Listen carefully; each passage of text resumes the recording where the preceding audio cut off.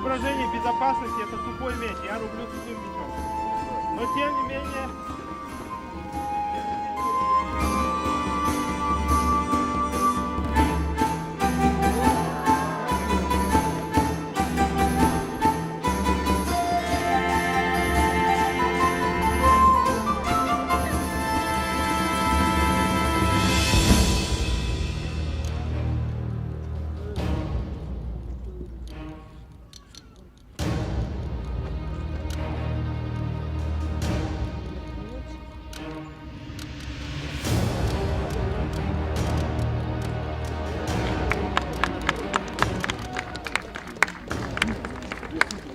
Пуля дура, Чекан молодец.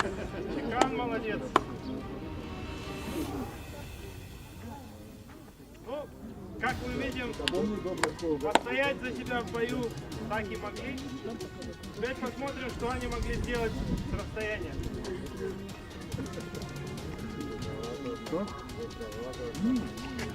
Вот это называется горит. Саки носили лук и стрелы в одном комплекте, то есть в одном совмещенном колчане и навыке. Да. Это называется горит. Очень удобно доставать лук, как в ковбой. И также можно быстро достать его. Сейчас удобно дать эту мишень.